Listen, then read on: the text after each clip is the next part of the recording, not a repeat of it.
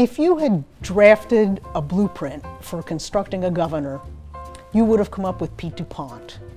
Pete DuPont made Delaware believe in itself again. I believed then that Delaware's governmental problems could be solved, that we could have a government that lived within its means, that we could have a government capable not simply of fulfilling its legal responsibilities, but of improving the quality of life for all Delawareans as well. Pete was driven by his desire to keep everyone around him happy and enjoying themselves. Pete DuPont was a visionary. He came into office at a very challenging time, but he had a vision for how Delaware could thrive. And not only did he have the vision for how it could thrive, he knew how to get there. He was smart, but never acted it. Pete was an engineer, and that engineering discipline that he had helped him break down an issue like a home builder would break down a house to its studs and then rebuild it. Pete got it right. By the end of his 2 terms in office, the engineer, lawyer, governor had restored Delaware. He put in place innovations that people today just couldn't imagine the state existing without, like the Rainy Day Fund that protects the state's finances, the Judicial Nominating Commission that screens the applicants for the judgeships, and of course, the Financial Center Development Act, which brought in the banks that revitalized the state's economy and transformed the Wilmington skyline. He never, I think, looked at the challenges and the problems, the situation at the time and said, we need to do the things like we've always done them.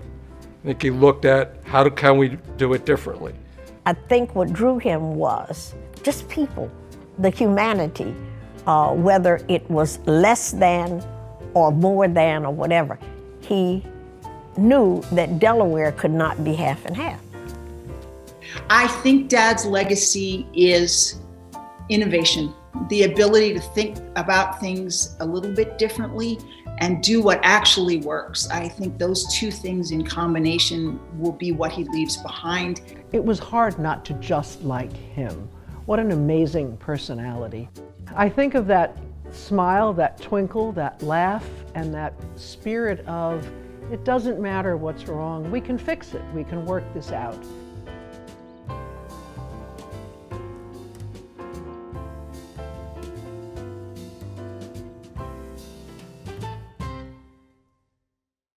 And he was funny. People don't realize it, but he was tricky. Well, he was always making a joke out of everything. He had the quickest mind of anybody I ever knew. He really could take a circumstance and turn it backwards and make you laugh. He could make anybody laugh, and that really was a gift to have.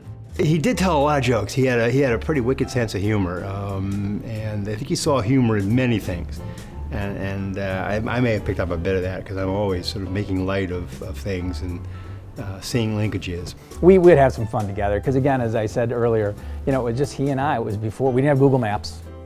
We were pulling out a map. I was figuring out little towns where to go and what have you, and we'd have the luggage and the rental car and all. And there was several times that I'd kind of get lost, and I would do kind of a turnaround, if you will. And he looked at me one day, he goes, "That's a security precaution, isn't it?" And I'd laugh. So he would pick on me with that quite a bit, and I enjoyed it. Well, his sense of humor was great. He was highly entertaining.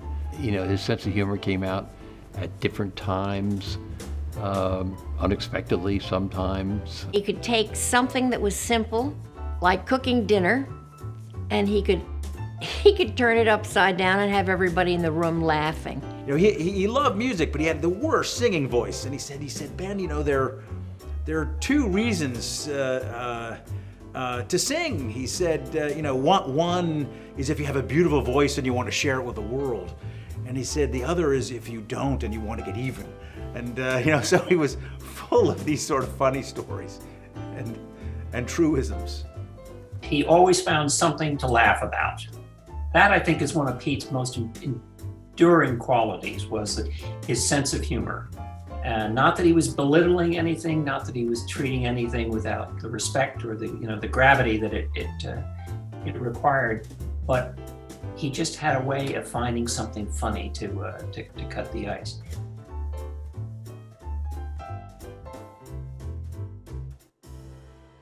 Robert Penn Warren wrote that we must go out into the convulsion of the world, out of history and into history, and the awful responsibility of time.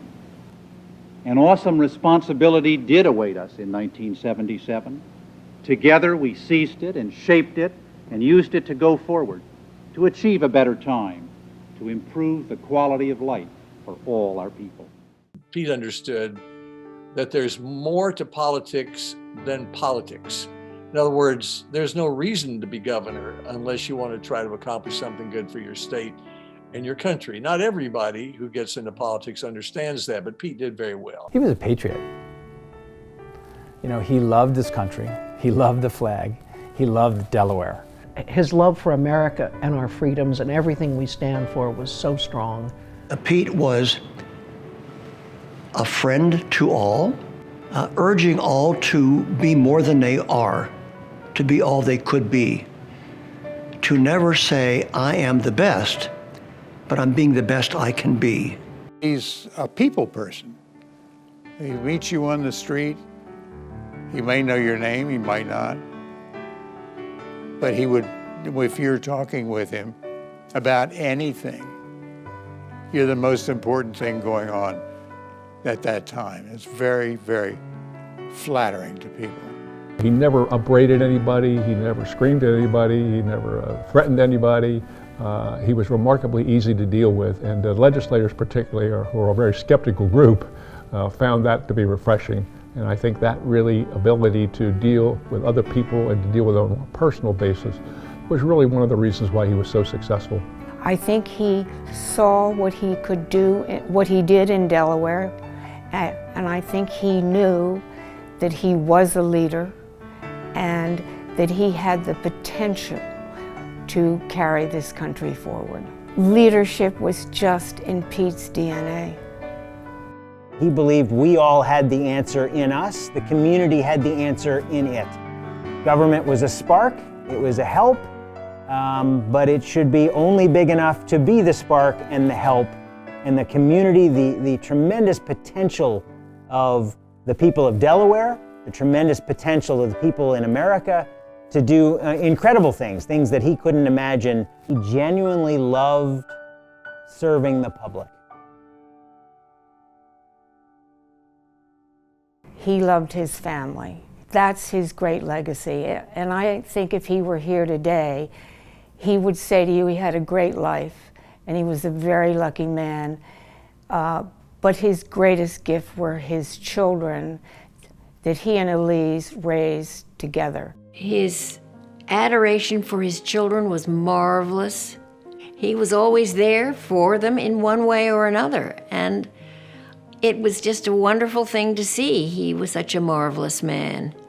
He really, really loved his family and his state very, very much.